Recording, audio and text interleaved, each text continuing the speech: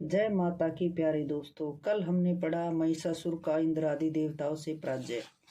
आज हम पढ़ने जा रहे हैं भगवती का प्रकाट्य। जय माँ भगवती।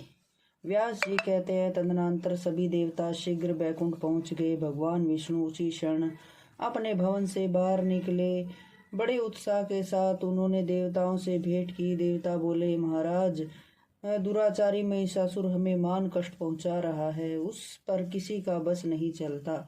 व्यास जी कहते हैं, देवताओं की बात सुनकर भगवान विष्णु उनसे कहने लगे, पूर्व समय की बात है, हमने भी महिषासुर से युद्ध किया था, किंतु उसकी मृत्यु नहीं हो सकी। इस अवसर पर यदि संपूर्ण देवताओं के तेज से कोई अत्यंत बलशाली एवं सुयोग्य देवी प्रकट हो जाए तो वही सम्रांगण में बलपूर्वक उसे मार सकती है।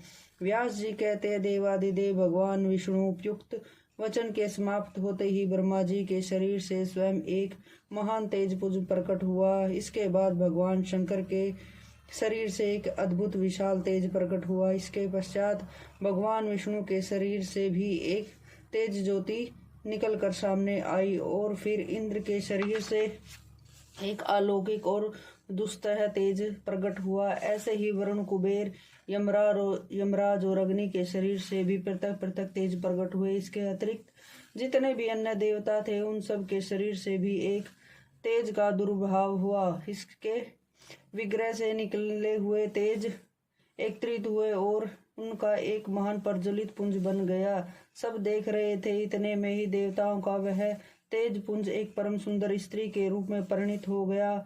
वही भगवती महालक्ष्मी हुई। उसमें सत, रज, तम तीनों गुण विद्यमान थे। संपूर्ण देवताओं के तेज से प्रकट हुई वह देवी 18 भुजाओं से शोभा पा रही थी। राजन, इस प्रकार तेज पुंज से सुंदर आकार वाली वह देवी प्रकट हो गई। तब भगवान विष्णु ने समस्त देवताओं से कहा, अब देवता लोग इस देवी को अपने सभी प्रकार के आभूषण और आयुध प्रदान करें। व्यास जी कहते हैं, भगवान विष्णु के वचन सुनकर संपूर्ण देवता आनंद पूर्वक अपने अस्त्र शस्त्र, आभूषण और वस्त्र तुरंत भगवती को देने लगे। जब कल्याणमयी भगवती आभूषणों से अलंकृत होकर हाथ में आयुध लिए विराजमान हुई, तब त्रिलोकी को मुग्ध करने वाले उनके दिव्य दर्शन पाकर देवता उनकी स्तुति करने में संलग्न हो गए। व्यास जी कहते हैं, देवताओं के स्तुति करने पर संपूर्ण सुख प्रदान करने वाली महादेवी का मुख प्रसन्नता से खिल उठा। देवी बोली, देवताओं, उस मूर्ख महिषासुर से अब निडर हो जाओ। मैं शीघ्र ही उस अज्ञानी दैत्य को सम्रांगण में मार डालूंगी। व्यास जी कहते हैं, देवताओं से यूं कहकर देवी ने अट्टहास पूर्वक उच्च स्वर में गर्जना की। उस भयंकर शब्द को सुनकर दानव डर गए। उस अद्भुत शब्द से पृथ्वी कांप उठी। मध्य में चूर रहने वाले महिषासुर ने भी वह गर्जना सुनी। वह क्रोध में तमतमा उठा। शंकित होकर उसने उपस्थित दानवों से पूछा, यह क्या हो रहा है, और आज्ञा दी, इस वशिष्ठ ध्वनि के विषय में जानकारी प्राप्त करने के लिए दूत अभी जाए। महिषासुर के इस प्रकार आज्ञा देने पर वह दूत भगवती जगदम्बिका के पास पहुंचा। भगवती की झांकी पाकर दूत शीघ्र महिषासुर के पास उपस्थित होकर उनसे एक गर्जना का कारण व्यक्त करने लगा। दूत बोला, देवेश्वर, कोई एक सुंदर स्त्री दृष्टिगोचर हो रही है। उसके सभी श्रृंगार वीर रस के समान है। अद्भुत रस वाली वह सुंदरी नारी भयानक प्रतीत हो रही है। महिषासुर ने मंत्री से कहा, वीर सेना लेकर जाओ और सुंदर स्त्री को सुरक्षित रूप से मेरे पास ले आना, क्योंकि कजरारे नेत्रों वाली उस नारी को मैं प्रसन्नता पूर्वक अपनी पटरानी बनाना चाहता हूँ। व्यास जी कहते हैं, महिषासुर के वचन सुनकर उसका प्रधानमंत्री तुरंत भगवती के पास गया और भगवती के प्रति बोला। प्रधानमंत्री ने कहा, महाभागे, मेरे स्वामी जगत विजयी है महिषासुर उनका नाम है। मन को मुग्ध करने वाला सुंदर रूप बनाकर तुम आई हो। यह सुनकर वे तुमसे मिलना चाहते हैं। उचित जान पड़े तो मेरे साथ चलो। व्यास जी कहते हैं, राजन, भगवती जगदम्बिका श्रेष्ठ स्त्री के रूप में विराजमान थी।